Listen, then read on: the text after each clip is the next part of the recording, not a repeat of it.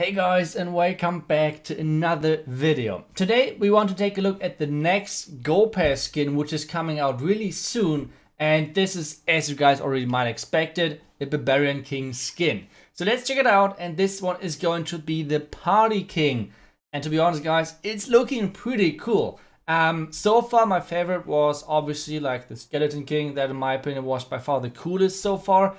On the second place we had the P.E.K.K.A. King. But to be honest, the Party King could be my possibly like number one, like the new number one skin, because he looks pretty damn cool, and especially in the attack, like with his like nice head and everything, he looks pretty dope. So let's check out how exactly he's looking like in the attacks and like everything. Meanwhile, we take a look how he's running around his altar. And he's looking pretty cool with this guitar and playing like non-stop, especially if you guys have the sound on. Most of you are getting annoyed though by the Clash of Clans sound. This is why I'm having them off on most of my videos. But let's check it out how exactly he's looking like in the attack. So he's smashing like the buildings with his guitar. It feels like he has two moves. The first one is like this big swing, and then the second move is like this stabby thing. So those seems like to be the big moves and how he can hit buildings with his guitar. And just this head looks so this head looks so cool. Now with the king ability, obviously it's getting like once again a little bit bigger and everything. So that's looking pretty cool as well. I don't know, I have to say the Barbarian, like the new party king skin, is looking pretty good. Like, to be honest, like we had now the Warden skin, and now right back to back with the Party King.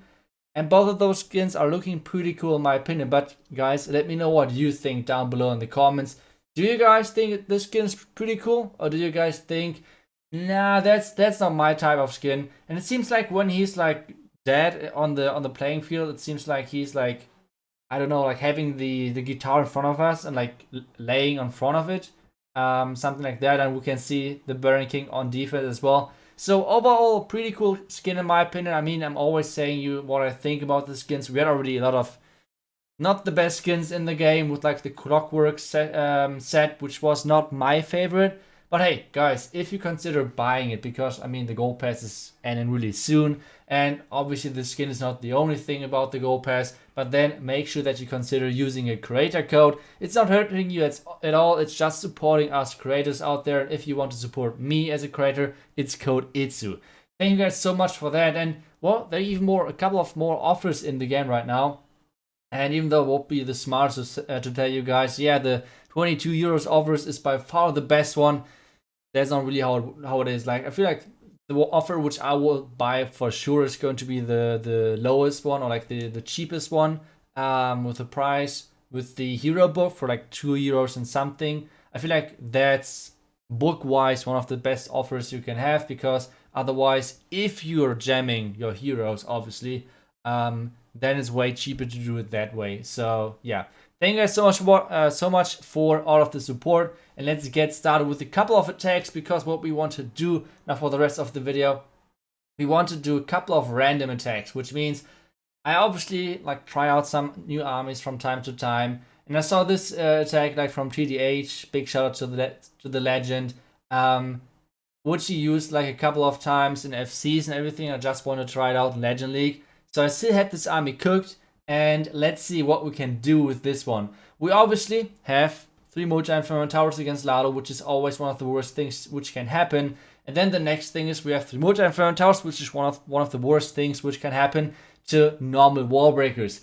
So we're off to a great start into this attack with having not the best things which are happening to us, but either way, still trying. Now the healer's in behind, and we're trying to actually force our queen inside to make sure that she's somehow reaching this enemy like queen and enemy inferno tower, using the king to funnel her, because that's the nice thing about the strategy.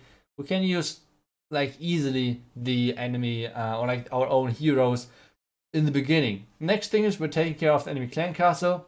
One great thing is that our queen first targeted the enemy Inferno Drag and then the Lava Hound, which is giving us the opportunity to not waste any spells over there. And now the king on the right side is doing his thing. The queen is doing her thing, and I'm hoping for kind of getting the town over with my queen charge. sending the Royal Champion now as well to force my queen inside. But she's going inside like way too quickly, which is not the best thing to happen because I wanted to charge like into the town hall first. But still, charge is not looking too bad, to be honest.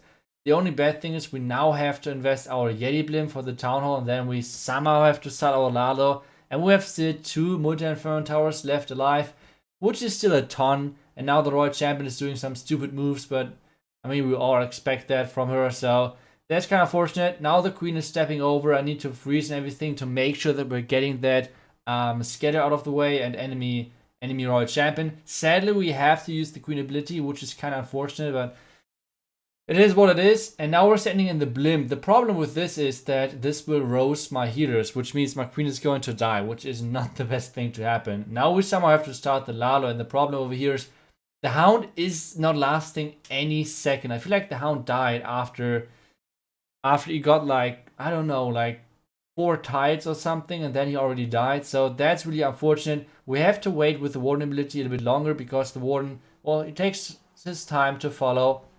Now we're blocking the damage of the enemy wizard, which is nice as well.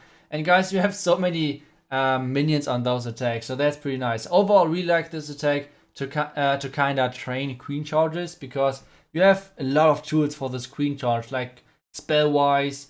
You have a lot of wall breakers which you can use overall. Obviously, you do not always need them, but still, it's like a great practice army when you want to learn queen charges. And time fails are pretty tough to do because, well, you have like around 20 minions, so that's pretty nice.